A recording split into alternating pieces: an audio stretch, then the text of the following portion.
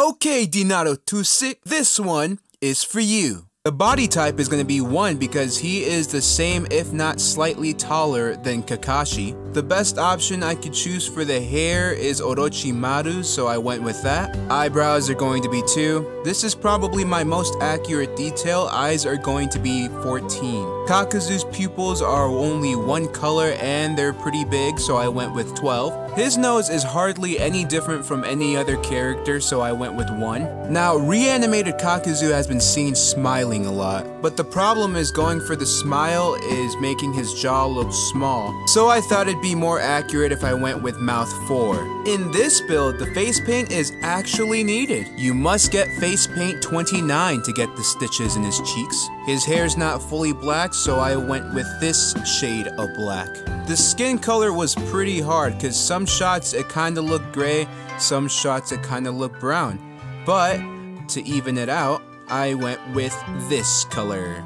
If you look up Kakuzu, you can notice that his pupils are somewhat lime green, so that's exactly what I chose. And of course, parts color is not necessary, so we move on to the voices, which will be number 10 because it is the deepest of them all. And of course, I have to put in his name. And voila! Here we have reanimated Kakuzu. Now we move on to the build, and his type will be range. Since Kakuzu doesn't actually wield any weapons, you can choose whatever you like, but I want to make it a challenge for myself and get kunai. If you have any ninja tool that emits fire, water, lightning, wind, or earth, use that.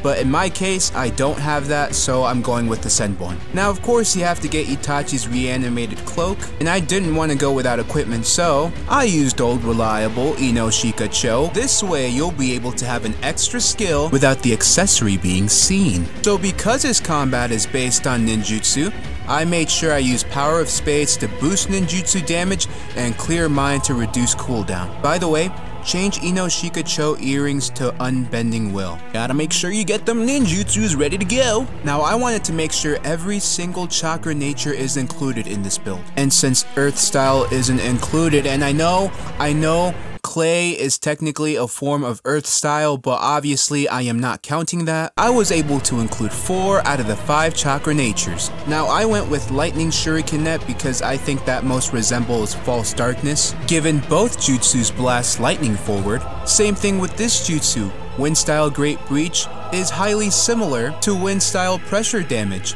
I've seen him use a water clone during the anime, so that's why I chose this. And for his Fire Style Searing Migraine, I went with Fire Style Giant Flame Bombs. But wait, you thought I was finished? Boom! I managed to make myself a Katsuki Kakuzu. If Kakuzu isn't released as a DLC in the near future, this is probably the closest build you will ever see that resembles a Katsuki Kakuzu. Now I know what you're thinking. Jack, this doesn't seem like that good of a build, even though it's accurate. Well, does this answer your question?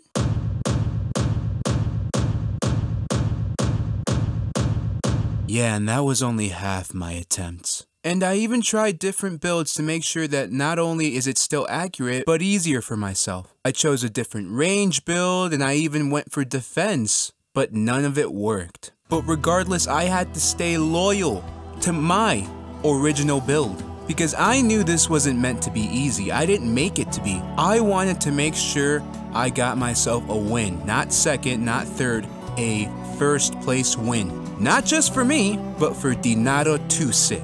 So I continued. I pushed through the struggle. I bared every single humiliation you can offer in this game. And it all came down to this game. This last game. Because I didn't have much time left. And this was what I was able to muster up. It was refreshing not to see Chakra Claws. Oh, except for that. I did not want to see that. Since healers were weak on offense, I decided to go for the healer first. Now, I tried long distance in my past games, but I figured that did not work, so instead I used it with close range combat, and so far so good.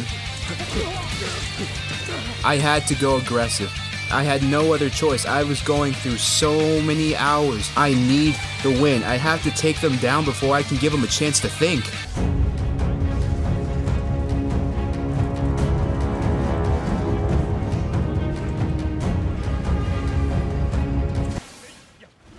I didn't know whether or not he saved me or took a kill from me. Sorry, KO. But either way, I think I was a little bit fortunate. Always go for first place because they're worth the most. And zippity zap, take a nab. I stole a KO from right under their noses. Now the ult was always a pain, but I managed to trap one person with it. Hairstyle jutsu user. I needed to make sure I get him first before he got me, and that did not work, and not only that, my KO was taken. So far, I'm in first place. All I thought in my head was as long as I went after the right people at the right time, I can win this. At this point, either second or third place was good for me. I ran into that. I should not have done that. Surely enough, I had to pay for my consequences, right? Well, I say nay! What a wonderful time to play. I had an ult, but I knew that timing was important when it came to that ultimate. So, I knew he got in front, so I went for the KO. The fact that I got that jutsu to work twice is pure luck, trust me. 6, 34, 35, 36, 37, I'm winning. I'm winning at this point. This had me panicked. It really had me panicked because I didn't know whether or not I was going to lose my spot. I'll let this moment speak for itself. This is a live reaction. Yes! Yes! Finally! I was able to get first place, but the only thing that ruined it was the fact that someone rage quitted. Is that an actual term? Well, I'm going to say it anyway.